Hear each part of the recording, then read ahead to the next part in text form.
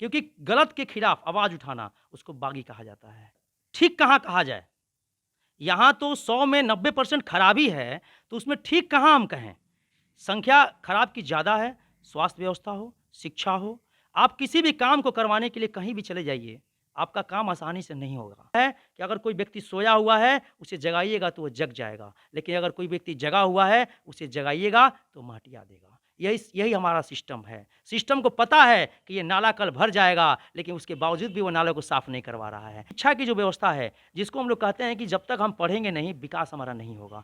तो शिक्षा की व्यवस्था ये है कि सरकारी स्कूल में, एक प्राइमरी स्कूल की बात आपसे हम कह रहे हैं, वहाँ का बिल्डिंग बिल्कुल सही नहीं है। वहाँ 5-5 टीचर को सरकार तनख्वाह दे रही है और वहाँ 10-20 बच्चे पढ़ाई पढ़ रहे हैं। अब तक आप घूस नहीं दीजिएगा, आपका काम नहीं होगा। आपको इतना दौड़ा दिया जाएगा कि अगर आप रिलैक्सो का चप्पन पहने हैं तो दौड़ते-दौड़ते खिया जाएगा, उसके बावजूद भी आपका काम नहीं होगा। कि जब भी कोई लोग 12 बजे रात को फ़ोन करते हैं कि संजय चौबे जी हमारा तबीयत खराब है, हम वहाँ जाते हैं और उनको अपने गाड़ी पे बैठा के हॉस्पिटल में लेके जाते हैं। जब भी किसी को ब्लॉक में दिक्कत होता है, हम दिन-दिन भर ब्लॉक में रहते हैं। हम बोल रहे हैं ना कि जिसको भी जो समस्या है, मेरा नंबर सब जगह छिटा हुआ है। एक व्यक्ति कह दे कि संजय चौबे जी गलत हैं, या एक आदमी कह दे कि संजय चौबे जी ने आज तक हमारे खराब समय में समय पे खड़ा नहीं हुए हैं, हम चुनाव छोड़ देंगे। उस व्यक्ति को जिसको टिकट दे रहे हैं, उससे पूछिए कि आपके यहाँ विधानसभा में कितना पंचायत है, कितना गाँव है, कितना वार्ड है। अगर वो बता देगा तो जो कहिए मानने के लिए तैयार है। लेकिन उस व्यक्ति को पता ही नहीं है। अब हमारे कहने के बाद कहीं हो सकता है कि प्रैक्टिस कर ले, ठीक है। पार्टी पैसा, टिकट कहाँ से किनको मिल जा रहा है और किस तरह मिल रहा है, ये तो हम नहीं बता पाएंगे। लेकिन एक बात बताइए, जो व्यक्ति आज तक किसी गांव में गया ही नहीं, जो आज तक उस पार्टी का सदस्य रहा ही नहीं, उसको ये पार्टी टिकट दे रही है। आखिर क्या वजह है कि पार्टी टिकट दे रही है? क्या वजह है कि पार्टी जो 47 और पैसे वाले लोगों को टिकट दे रही है? कुछ दिन पहले हमारे घर पे भी बहुत पिस्टल लेके लोग आए हुए थे, ठीक है। तो हमारे अपने जीने से हमको मतलब नहीं है। आप पिस्टल नहीं रखते हैं जी? नहीं, हमारे पास कहाँ से पिस्टल आएगा? हम गरीब आदमी हैं, हमारे पास पिस्टल कहाँ से आएगा? कट्टा बनवा लीजिए ना। कहाँ, क्यों कट्टा? कट्टा बनवाएंगे, वही लोग पकड़वा देंगे, कल कल भीतर हम चल जाएंगे। बागी देश को चला रहे हैं। बागी उसको कहा जाता है जो कभी किसी पार्टी को छोड़कर किसी तीसरे पार्टी में चला जाता है या निर्दलीय चुनाव लड़ने लगता है। मेरे दाहिने तरफ जो बैठे हैं उन्हें मैं बागी कह रहा हूं, इसलिए नहीं क्योंकि वो कोई पार्टी छोड़कर आए हैं, इसीलिए क्योंकि इस गोपालगंज ने 3 मुख्यमंत्री दिए बिहार को, और इसी गोपालगंज से 1980 में काली प्रसाद पांडे निर्दलीय चुनाव जीतकर आए थे। उन्हें लोग बागी कहते थे, लेकिन संजय चौबे कभी किसी पार्टी में गए ही नहीं।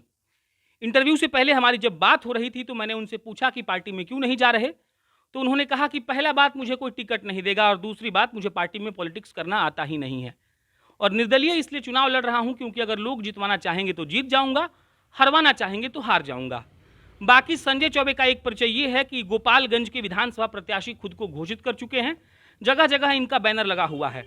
आप हमारे दर्शक हैं तो आपको ये बताना हमारा कर्तव्य है कि जब मैं राजापट्टी के उस पुल पर गया था तो उस पुल के लोगों ने कहा कि सर संजय चौबे आई रहन, हमारे गन्ना के पर्ची हुए भंजबई ले बड़े। संजय चौबे का प्रचार हम नहीं कर रहे हैं, लेकिन अगर मैं ये ना बताऊं तो पत्रकारिता में मेरे दोष आ जाएगा। बाकी संजय चौबे जी आपका बहुत शुक्रिया हमसे जुड़ने के लिए। पहला सवाल यही है कि बागी शब्द कितना ठीक लगता है जी आपको? प्रशांत जी, सबसे पहले आपके माध्यम से जितने भी दर्शक इस चैनल देख रहे हैं, मैं सबको नमस्कार करता हूं। और बागी शब्द ये बहुत ही अच्छा शब्द है, लेकिन इसका सदुपयोग और दुरुपयोग, हर शब्द में 2 चीज़ निगेटिव और पॉजिटिव छुपा हुआ है।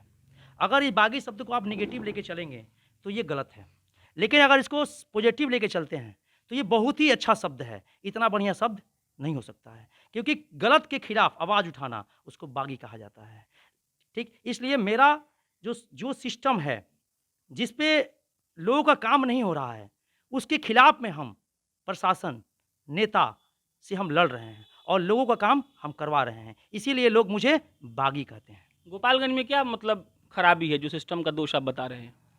देखिए, सिस्टम में कहाँ, ये कहा जाता है ना कि ठीक कहाँ कहा जाए। यहाँ तो 100 में 90% खराबी है, तो उसमें ठीक कहाँ हम कहें?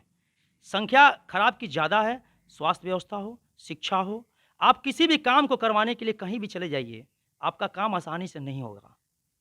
आप दौड़ते-दौड़ते थक जाइएगा, लास्ट में आप यही कहिएगा कि भाई हमको ये काम नहीं करवाना है। तो ये कहीं न कहीं सिस्टम का बहुत बड़ा दोष है।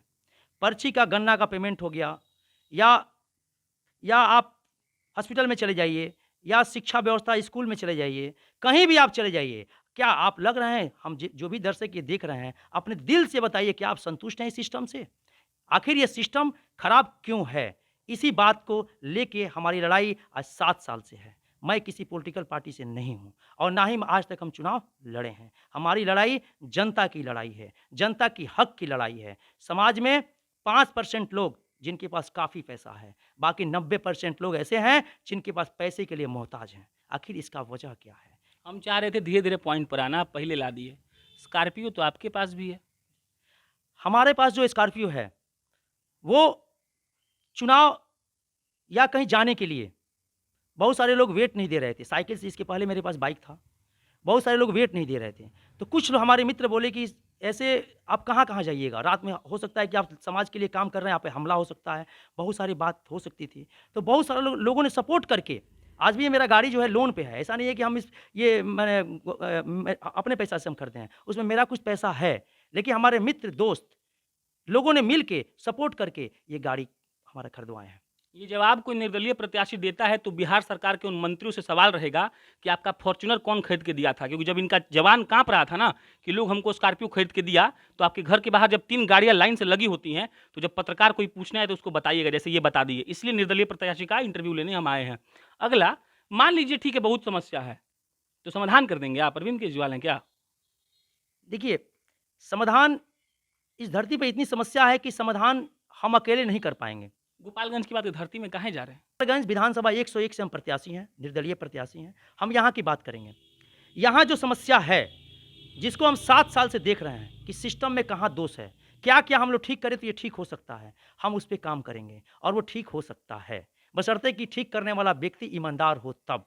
कहा गया है कि अगर कोई व्यक्ति सोया हुआ है, उसे जगाइएगा तो वो जग जाएगा, लेकिन अगर कोई व्यक्ति जगा हुआ है, उसे जगाइएगा तो माटिया देगा। यही हमारा सिस्टम है। सिस्टम को पता है कि ये नाला कल भर जाएगा, लेकिन उसके बावजूद भी वो नाले को साफ़ नहीं करवा रहा है। जब पानी बरसात जब हमारे यहाँ चला हो रही है, उस समय वो लेबर पैसा डाल रहा है और वो पानी में चला जा रहा है। इसलिए सिस्टम ठीक हो सकता है, बशर्ते करने वाला व्यक्ति सही हो।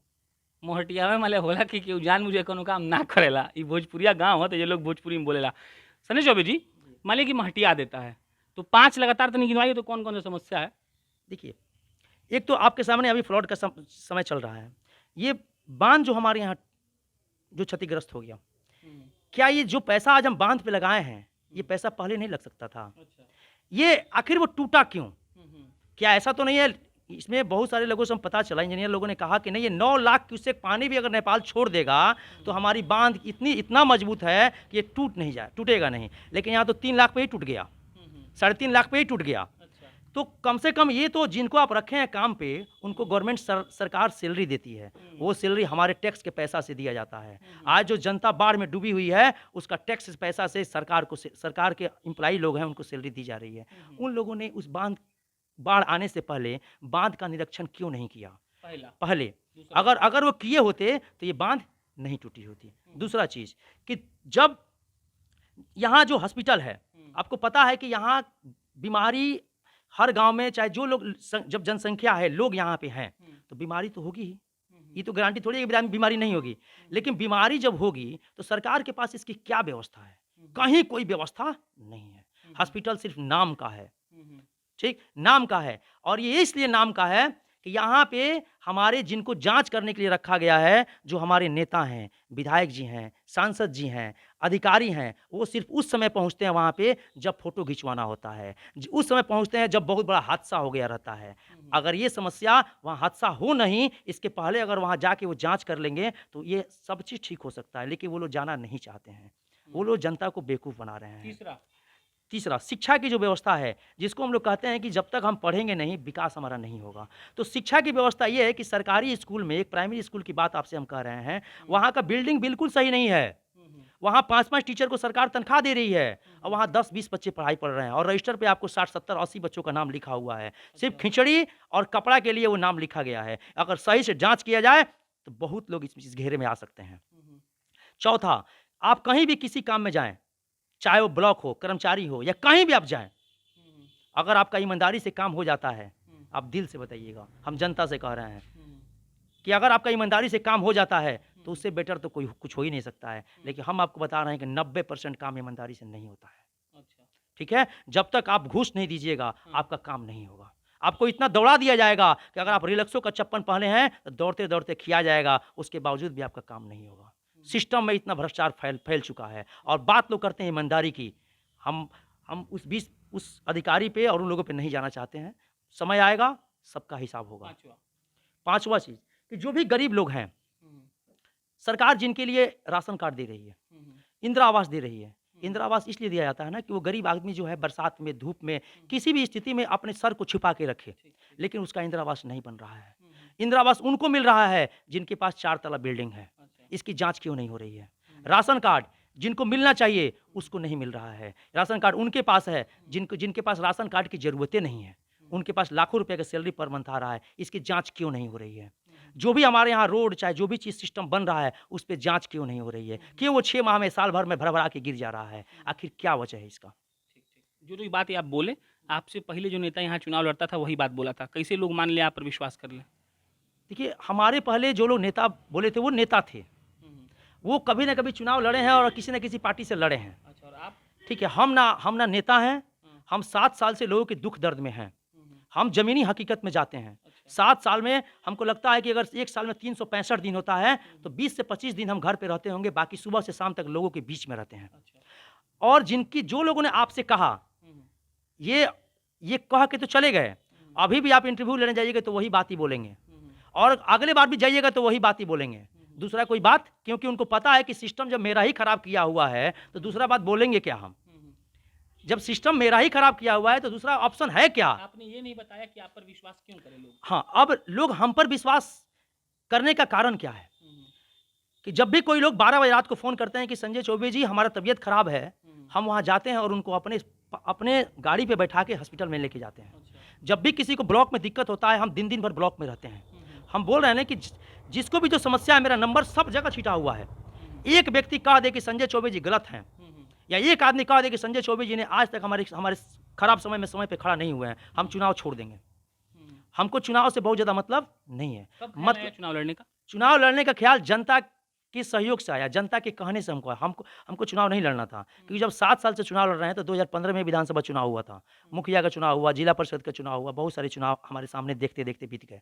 जनता का कहना है कि संजय चौबे जी, अगर आपके जैसा व्यक्ति अगर विधानसभा में नहीं जाएगा तो बिहार और क्षेत्र का विकास नहीं हो पाएगा। वैसे व्यक्ति विधानसभा में जा रहे हैं जिनको जनता से मतलब नहीं है, उनको पार्टी से मतलब है और पार्टी को उनसे मतलब है, जनता से मतलब नहीं है। इसलिए इस बार हम लोग पार्टी को वोट नहीं देंगे और पार्टी के कैंडिडेट को हम लोग वोट नहीं देंगे। जो हमारा काम करेगा, जो हमारे बीच में है, उसी को हम लोग वोट देंगे। इसीलिए जनता अपने सहयोग से, अपने 10-5 रुपया दे के हमको खड़ा करवाई है। हमारे पास भगवान की दया से उतना पैसा नहीं है, क्योंकि गलत काम हम नहीं करते हैं, किसी से पैसा नहीं लेते हैं, इसलिए हमारे पास जो जीविका है उसी से हमारा पालन पोषण होता है। लेकिन जनता के से हम बोले थे ये चीज़ कि हमारे पास पैसा नहीं है, चुनाव में पैसा लगता है, तो जनता बोली कि जो भी पैसा लगेगा हम लोग डिस्ट्रीब्यूट करेंगे, हम लोग मिलजुल के देंगे, आपको चुनाव लड़ना है, जिसका वजह आज हम चुनाव लड़ रहे हैं। एक बात ये भी है कि इनके पास जो एक कॉपी रखा हुआ है, मैं नहीं खुलवाऊंगा क्योंकि इनके अपना प्राइवेसी है। मैं बता दे रहा हूँ क्या है इस कॉपी में। इस कॉपी में इस विधानसभा, गोपालगंज विधानसभा में मौजूद लोगों के नाम है और उनके नाम के आगे पैसा लिखा हुआ है। उस पैसे में कहीं 20 लिखा होता, कहीं 5, कहीं 50, कहीं 100, कहीं 500। ये राजनीति के लिए अच्छी बात है। कन्हैया कुमार ने क्राउड फंडिंग से चुनाव लड़ा था, वो हारा या जीता मुझे उससे मतलब नहीं है, लेकिन वो क्राउड फंडिंग शब्द मुझे बहुत अच्छा लगा था और यही काम संजय चौबे कर रहे हैं। चौबे जी, अब ये बताइए कि कोई पार्टी अप्रोच कर दे आपको, आरजेडी, भाजपा, जदयू, जो भी कहे कि हम दे रहे हैं टिकट, तब? देखिए, अगर कोई पार्टी हमको अप्रोच करती है तो हमको ना विधायक बनने से शौक है और ना और वो रुपया कमाने से शौक है। हम उस पार्टी का टिकट पे चुनाव नहीं लड़ेंगे, बिल्कुल चुनाव नहीं लड़ेंगे, ठीक है? क्योंकि जनता जो जिस काम के लिए हमको दे रही है कि आप निर्दलीय चुनाव लड़िए और मेरा काम कीजिए, लेकिन जब पार्टी के टिकट पे हम चुनाव लड़ जाएंगे तो फिर भोली भाली जनता का हम काम नहीं कर पाएंगे। उस पार्टी के पिछलग्गू बन जाएंगे, वो पार्टी जो कहेगी वही हम काम करेंगे। इसलिए हम चाहते हैं कि हम जब जनता का वोट है तो हम पार्टी को नहीं जानते हैं। जब जनता वोट देगी तो व्यक्ति प्रधानमंत्री बन सकता है, मुख्यमंत्री बन सकता है, विधायक बन सकता है, सांसद बन सकता है, तो हम उस जनता के दुख को नहीं समझेंगे। पार्टी अगर इतना ही ईमानदार है तो क्यों अभी तक बहुत सारी पार्टियों का टिकट क्लियर नहीं हुआ कि कौन चुनाव लड़ने वाला है? तो आखिर चुनाव के वक्त वो व्यक्ति आप हवाई जहाज से उतार दीजिएगा, अब वो यहाँ के ना वार्ड को जानता है, ना गली को जानता है, ना लोगों से मिला हुआ है, और लोग पार्टी के नाम पे वोट दे देंगे। इसका मतलब पार्टी भी जनता को बेवकूफ़ बना रही है। अगर आपको चुनाव लड़वाना ही है तो आप 2 साल पहले आप अपने 5 कैंडिडेट को फील्ड में उतारिए और उनसे कहिए कि तुम जो इसमें से बढ़िया काम करेगा, जनता जिसको राजी कर देगी, हम उसको टिकट देंगे। लेकिन आपको भी तो पैसा से ज़रूरत है। आप भी, आपके यहाँ प्रखंड अध्यक्ष हैं आपके पार्टी के, चाहे कोई पार्टी हो, जिला अध्यक्ष, आप उनसे राय क्यों नहीं लेते हैं कि इस पार्टी इनको टिकट दिया जाए कि नहीं दिया जाए? आप क्यों नहीं राय लेते हैं? सिर्फ प्रखंड अध्यक्ष और जिला अध्यक्ष और कोषाध्यक्ष बना रहे हैं बेवकूफ़ बनाने के लिए लोगों को। और टिकट अपने मन से दीजिएगा। आप उस व्यक्ति को जिसको टिकट दे रहे हैं उससे पूछिए कि आपके यहाँ विधानसभा में कितना पंचायत है, कितना गांव है, कितना वार्ड है। अगर वो बता देगा तो जो कहिए मानने के लिए तैयार है।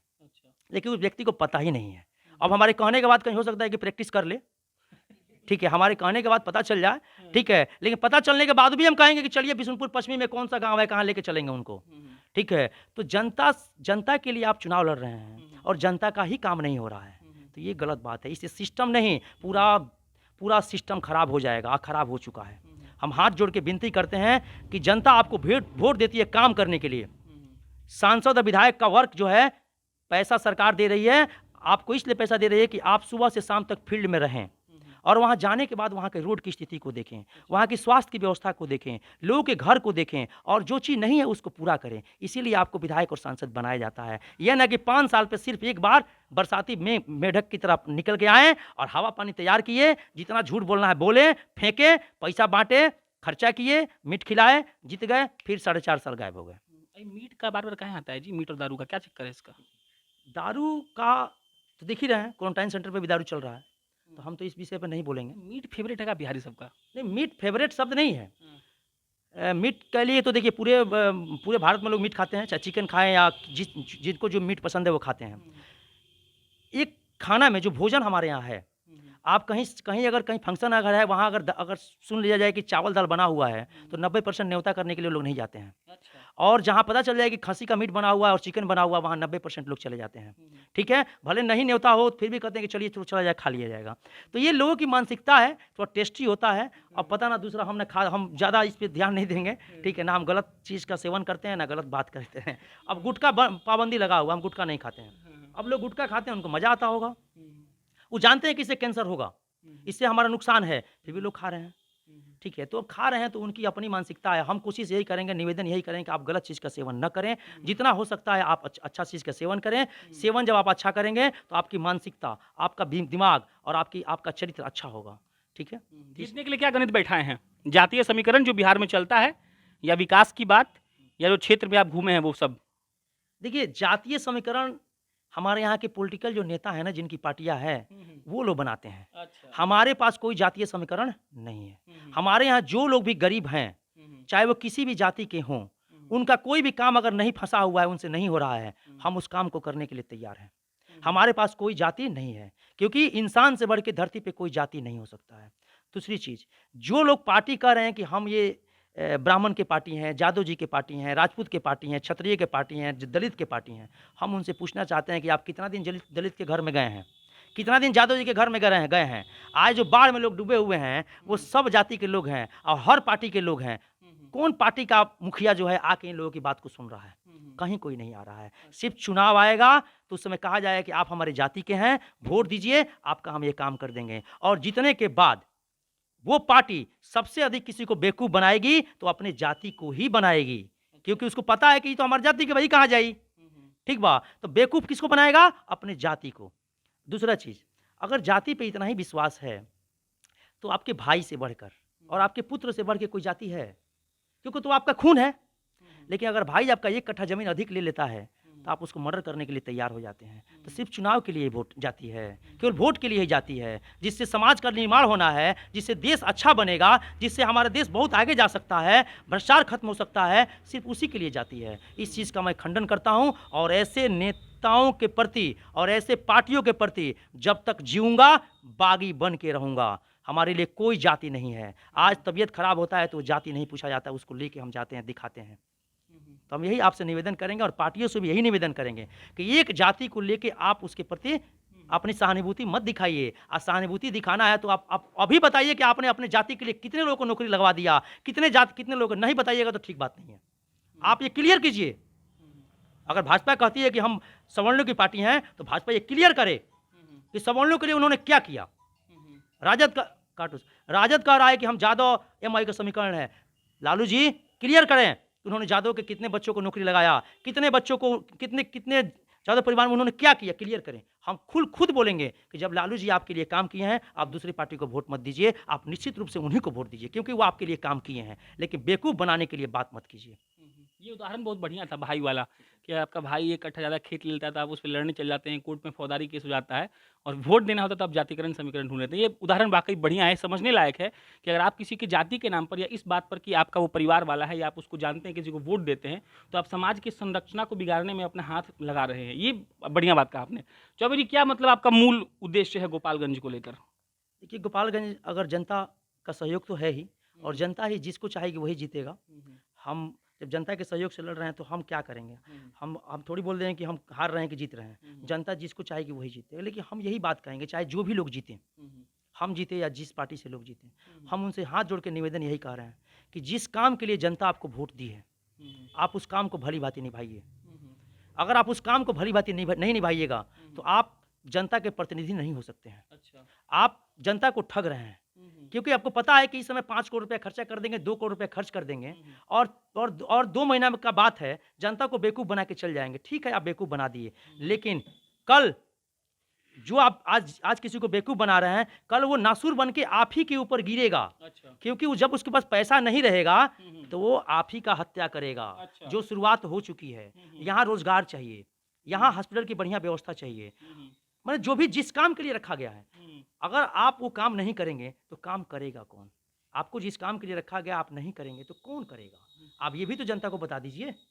ठीक है, इसीलिए हम प्रत्येक व्यक्ति, जो भी लोग जीतें, चाहे वो यहाँ से हो चाहे कहीं से भी हो, हाथ जोड़ के उनसे हम विनती करते हैं कि आप अपनी ईमानदारी के साथ, निष्ठा के साथ, जनता, विधायक और सांसद जनता के सेवक होते हैं, जनता को आप अपना गुलाम मत बनाइए, नहीं तो ये गुलामी बहुत भारी पड़ जाएगी। अच्छा। कल जो है आप रहेंगे कि नहीं रहेंगे इसका भी कोई गारंटी नहीं है, हम रहेंगे कि नहीं रहेंगे इसका भी कोई गारंटी नहीं है। क्योंकि जब बेरोजगारी बढ़ेगी, जिसके पास पैसा नहीं रहेगा, तो उसके पास 2 विकल्प है, कि तो वो दारू बेचेगा, गलत काम करेगा, और नहीं तो हथियार उठाएगा। तो वो उस हथियार का शिकार वही लोग होंगे जिनके पास पैसा है, और पैसा उनके पास है जो भोली भाली जनता को ठग के बनाए हैं। तो इसलिए अपनी सुरक्षा खुद देख लीजिए अब क्या होने वाला क्या है। है रोजगार का विकल्प गोपालगंज में? पेपर मिल बंद हो गया, चीनी मिल बंद हो गया, सब तो बंदे हो गया।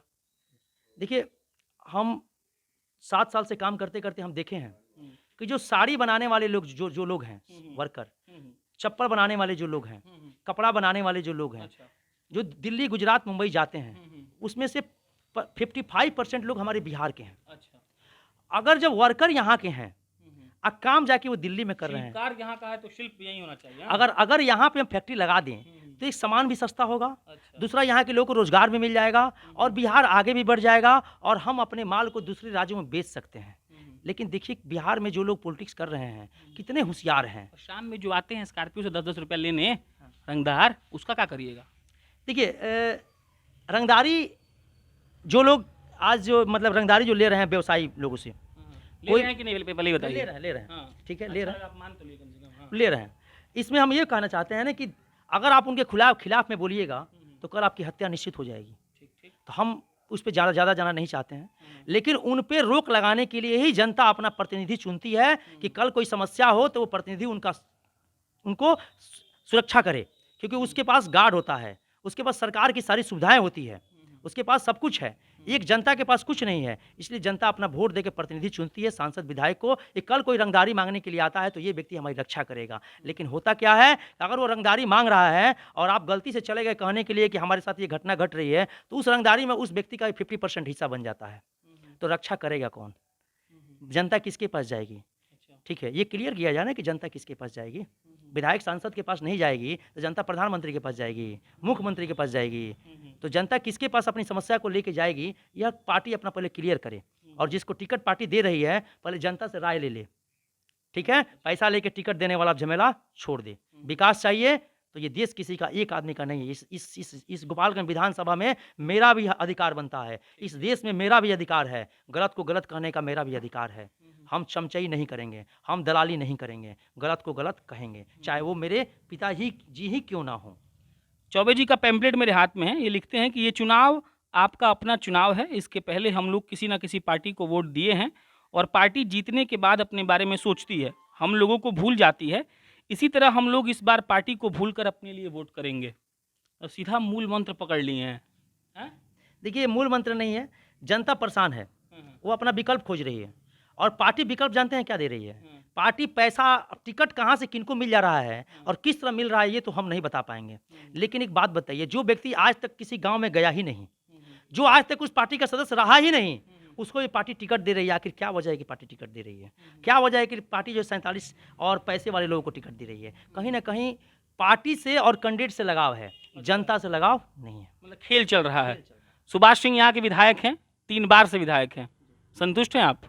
देखिए, हम किसी पे टिप्पणी करना नहीं चाहते हैं, जनता बताएगी कि संतुष्ट, क्योंकि हमारे संतुष्ट असंतुष्ट होने से बात नहीं बनने वाली है। जनता अगर असंतुष्ट होगी तो चुनाव के बाद नतीजा से पता चल जाएगा, असंतुष्ट होगी तभी पता चल जाएगा। तो हम किसी पे टिप्पणी नहीं करना चाहते हैं, ठीक है। हम जनता पे भी इस निर्णय को छोड़ देते हैं कि अगर जनता संतुष्ट है तो निश्चित रूप से उनको जिताएगी, अगर जनता असंतुष्ट है तो निश्चित रूप से उनको हरा देगी। ये राजनीति है। करकट के छत के नीचे बैठकर कोई विधायक बनने का सपना देखता है, पता नहीं किसी सपना पूरा होगा। बाकी चुनाव अगर जीत जाएंगे तो 1 साल बाद हम आएंगे और ये देखेंगे कि ये स्वास्थ्य सुविधाओं को, अस्पतालों को, शिक्षा व्यवस्था को और रंगदारी वसूल रहे हैं, क्योंकि ये पहले ही कह चुके हैं कि जब गार्ड आ जाएगा तब आप जा सकते हैं। ठीक, अभी आपको मार देगा। हैं? देखिए, गार्ड आ जाएगा तो हम जा सकते हैं, ऐसी बात नहीं है। अच्छा। जिनको चुन के हम भेजते हैं उनके पास सरकार गार्ड देती है। हाँ। हमको गार्ड क्यों मिलेगा अभी? लेकिन फिर भी हम जितना हमारे पास क्षमता है, जितना हम लड़ सकते हैं, उतना हम आज भी लड़ रहे हैं। और हमारे इसी वजह से बहुत सारे लोग हमारे दुश्मन हो गए हैं। कुछ दिन पहले हमारे घर पे भी बहुत पिस्टल लेके लोग आए हुए थे। ठीक है, तो हमारे अपने जीने से हमको मतलब नहीं है। आप पिस्टल नहीं रखते हैं जी? नहीं, हमारे पास कहाँ से पिस्टल आएगा? हम गरीब आदमी हैं, हमारे पास पिस्टल कहाँ से आएगा? कट्टा बनवा लीजिए ना। क्यों कट्टा बनवाएंगे? वही लोग पकड़वा देंगे, कल भीतर हम चल जाएंगे। ठीक है, तो छुड़ाने कौन जाएगा हमको? ठीक है, आप भी कल कहिएगा भाई कट्टा के साथ बहुत बड़ा आतंकवादी पकड़ा गया, भले वो आतंकवादी जनता के लिए क्यों ना कट्टा उठाया हो। आप ही न्यूज लेकर आइएगा ये बहुत बड़ा आतंकवादी गोपालगंज में पकड़ा गया है, बहुत सारा न्यूज चैनल कवर करेगा। तो ये सब चीज़ हम हाथ जोड़ते हैं, इस भगवान इस सब चीज़ से दूर रखें। लेकिन जिनको जनता चुन रही है उनके पास सब चीज़ सुविधा है, गाड़ी है, गार्ड है, सब कुछ व्यवस्था, उनके पास पावर है, वो उस व्यवस्था को बदल सकते हैं, रंगदारी को बदल सकते हैं, सब कुछ बदल सकते हैं। लेकिन वो बदलना चाहेंगे तब तो। कहा गया है कि अब एक एग्जाम्पल समझिए कि किसी व्यक्ति को आप कह रहे हैं कि चुनाव में हम इस व्यक्ति को वोट देंगे। पहले हम समस्त जनता से ये निवेदन करना चाहते हैं, पहले आप उस व्यक्ति के बारे में जानिए। अगर वो व्यक्ति आपके बीच में आएगा चुनाव जीतने के बाद या चुनाव के पहले आपके बीच में रहा है तो निश्चित रूप से आपका काम करेगा, चाहे वो किसी भी पार्टी का हो, चाहे वो निर्दलीय ही क्यों ना हो। लेकिन अगर जीतने के चुनाव के 2 महीना पहले या 1 महीना पहले आपके पास आया है तो चुनाव के बाद वो आपके पास नहीं आएगा। इसकी गारंटी हम आपको दे रहे हैं और यही होते आया है। तो आप वैसे व्यक्ति को वोट न दें, क्योंकि वो आपका विकास छीन के लेके जा रहा है, आपके सिस्टम को खराब करके जा रहा है। और आप अपने बारे में सोचिए, आप पार्टी के बारे में मत सोचिए, पार्टी अरबपति है। आप सोचिए कि आपका लड़का कहाँ काम करेगा, आपके सुख दुख में कौन खड़ा रहेगा, वैसे व्यक्ति को वोट दीजिए। दिल्ली और पटना और इलाहाबाद मत देखिए। आप अपने क्षेत्र का विकास चाहते हैं तो अपने क्षेत्र के प्रतिनिधि को देख के वोट दीजिए। अगर हम गलत हैं, एक व्यक्ति अगर कहता है कि संजय चौबे गलत है, आप हमें वोट मत दीजिएगा, हम हाथ जोड़ के आपसे निवेदन करते हैं। लेकिन अगर किसी व्यक्ति में हजारों बुराइयां हैं, उसके बावजूद भी आपके पास वो चिवड़ा मीठा 2000 रुपया लेके जा रहा है और आप वोट दे रहे हैं, तो आप ये ठीक काम नहीं कर रहे हैं, क्योंकि आप पूरे समाज को खराब कर रहे हैं। दूसरा चीज़, पहले आप उस व्यक्ति को जानिए। जैसे एग्जाम्पल बता रहे हैं हम, अगर कोई व्यक्ति दारू पीता हो और आप शाम के समय उसके पास 2 पेटी दारू लेके चले जाइए, सुबह में वो 2 बोतल पी गया है और तब आप कहिए कि दारू पी गया है। आप जानते हैं कि वो दारू पीता है, उसके बावजूद भी आप उसके पास दारू का पेटी ले जाकर रखें, तो गलती उसमें नहीं है, गलती आप में है। आपको पता है कि व्यक्ति ये जीतने के बाद हमारे पास नहीं आएगा, उसके बावजूद भी आप वोट दे रहे हैं, ये गलती उस व्यक्ति में नहीं है, गलती आप में है। इसलिए हम हाथ जोड़ के विनती करते हैं, अपने समाज को आगे ले जाना है, अगर सब कुछ ठीक रखना है तो अच्छे व्यक्ति को चुनाव लड़ाइए और वोट दीजिए। अच्छे व्यक्ति को चुनाव लड़ाइए और वोट दीजिए, ये लाइन ठीक थी। अगर ये संजय चौबे कहते तो मैं काट देता। बाकी ये बढ़िया है, अगर ये जीतेंगे तो इनका साक्षात्कार ज़रूर करूँगा। बाकी आपको शुभकामनाएं और बधाई रहेंगी। राजनीति में नए हैं, पहला चुनाव भी है, तो बहुत बेबाकी से सारे सवालों का जवाब दे देते हैं। हो सकता है जब बड़े नेताजी बन जाए तो इतनी बेबाकी से ना बोले। आप जनता जंक्शन देख रहे थे, कैमरे के पीछे अनीश शर्मा बैठे हैं, मैं प्रशांत राय हूँ। बहुत बहुत धन्यवाद।